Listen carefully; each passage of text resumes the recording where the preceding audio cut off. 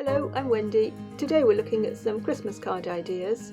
We're working some wet into wet background trees with some silver birch in the foreground and livened up a little bit with some red berries. I started by masking out the trees. As you can see here, my masking fluid is a very light blue colour, and when that was dry I'm putting in the background wash down to the snow line, and I'm not going any further with that so that the paint there will stay in place. I just penciled in very lightly the sort of area where the fir trees were going to go, but I didn't press on too hard because I didn't want that pencil drawing to show through. On this design here, I'm using a mixture of cobalt blue with a little bit of Payne's grey. I didn't want it to be too blue and too sort of garish. I wanted to keep the colours quite neutral. As you can see, I put a little bit of shadow in the foreground, keeping that very wet as well, so that there were no hard edges. Now I mixed up a green with cobalt blue and raw sienna and put in the fir trees while the background was still wet. It can look quite easy when I do it or when people have been doing this for a long time, but I know a lot of beginners really struggle with this wet into wet work. It's just a question of getting the right consistency of paint on your brush and the background the right consistency as well. So it's all practice. So in actual fact, doing these little cards, they're quite attractive at the end, and but also it's very, very good practice for your watercolour techniques with this wet into wet. A little darker shadow going in at the base of the landscape painting here, and then what I think I'm going to do is to add just a darker mix there at the base of the tree. I did quite a few of these little cards as practice and to change the colours. They all turn out fairly differently. This one I used the almost the same colours I did on the first one. What I was trying to do though was to make the trees not quite as diffuse as the first one. So in order to do that, I worked in exactly the same way, but I let well, two ways to do it. You can let the background dry a little bit more, or you can have less watery paint on your brush when you're painting the trees. So you can see here I'm working it exactly the same way. And again, this is such good practice for your watercolour mixers.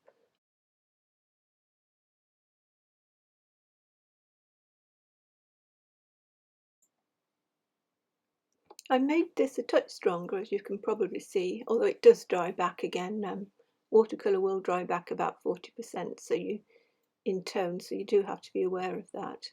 This was slightly stronger, and I think I put a little bit more blue in it, but it is very similar mix to the previous card.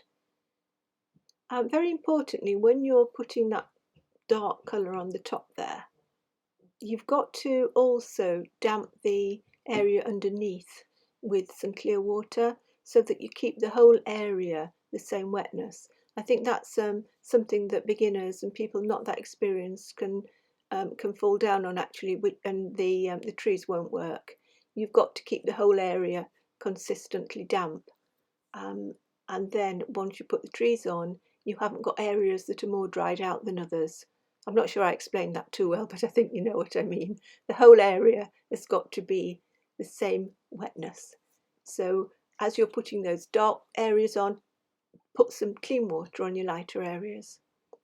Now I'm putting the trees on in the same way as I did before, and I think it is working. They are going on touch stronger and they're not diffusing quite as much. In fact, I've got a few what look like sort of hardish edges on the left hand side. It doesn't matter. I would like them to, in an ideal world, all be very diffused and soft, but I've got a few hard edges. No problem, no worries.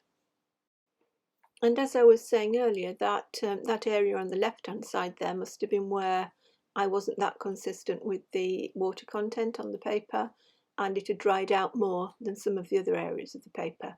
So quite a nice example of things that can not exactly go wrong, but maybe not quite go the way you want them to. And on this one I did a little sprinkling of salt, not too much. For the third picture I worked in the same way, and I will speed it up for you a little bit. The difference was I used more blue in the mix, the colours were a bit stronger, and I used quite a lot more salt.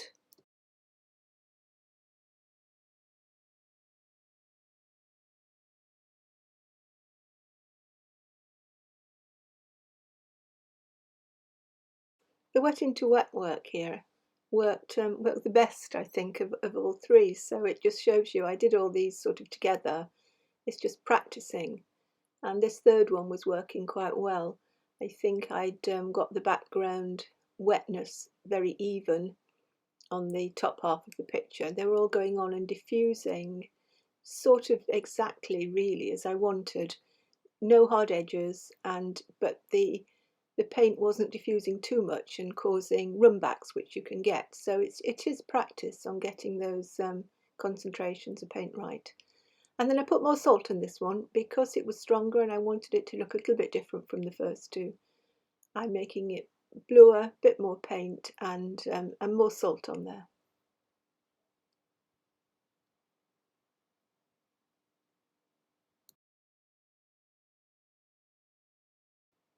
And now the easy bit is painting the trees. I used a mix of the sky colour, and you can adjust the darkness. I think you need it quite dark. Make the shadow darker than you did your sky. I think it does work better. And I'm sort of using a small brush and putting the sort of shadow side on the birches using this mix. Be a little bit careful where you get them overlapping. Make sure you put the paint on so that you can see a distinct overlap and they don't merge together.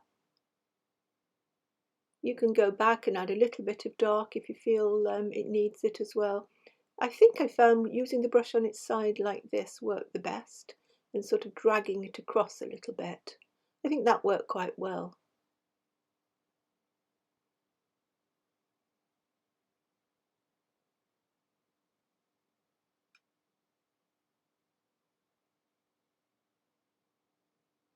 And once that is dry, then you can put these little marks on that you do get on the silver birch. You can be, be quite random with these. You could vary the tone a little bit, but they are always very dark.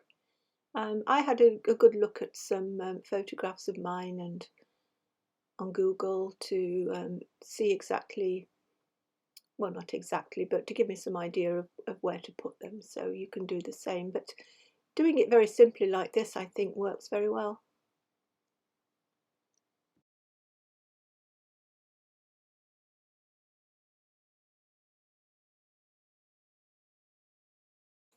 It is a dark mix that I'm using, but be careful not to get it too black. I used, it'll be ultramarine with burnt sienna, something like that. I wouldn't use black, certainly wouldn't use black or even Payne's grey on this. Try and keep some sort of colour in them so that they're not absolutely black, because it really doesn't work that well in watercolour, I don't think. Not the way that I paint and using the colours, my colour palette. And then with the similar mix, I just put on a few branches. Again, I did a little bit of research and to see how they grew out the trunk, and generally on the lower trunks of the birches you get these little branches coming out like this from the base of the trees. So here were the three pictures that I did. I put a little mount around them, 6 inches by 4 inches. I think it sets them off and gives you a better idea of what you've accomplished at the end. On this third one, you may notice I put a little bit of warmth on the trunks, a bit of burnt sienna or a bit of raw sienna. I found them a little bit cold, so you might want to think about that when you're doing the painting, and as I say, maybe add a little bit of burnt sienna in places. For this reason, and just to add a little bit more interest and things going on in the picture, I thought I'd put a few red berries in the foreground here.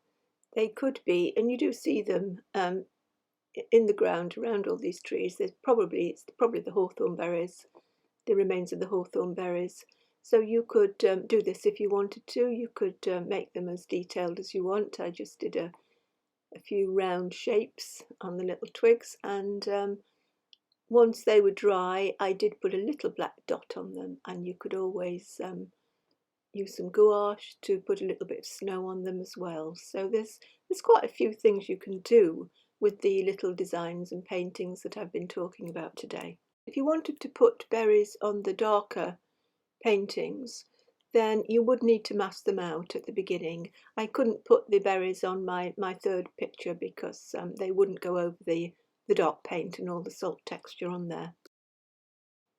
I put these little designs in mounts just to sort of show them off, but you can paint them clearly any size that you wanted. You can adjust the design and you can make them square, and you can make them a size that would maybe fit aperture cards for Christmas cards, or you could cut them down to any size that you wanted to stick on regular cards. Paint them the size for regular cards that you've got and stick them on. There's lots of things you can do with this design.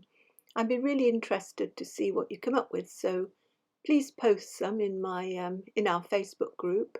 There's links to that in the description box below. I'd be really interested to see them. And good luck with this wet into wet work. I know it can be a bit of a struggle sometimes, but as you saw, a lot of it is just practice. So I hope you get on well with the cards and have a bit of fun painting them. Do subscribe to my channel if you like what I do and you don't want to miss anything that's coming up in the future. Bye for now and happy painting.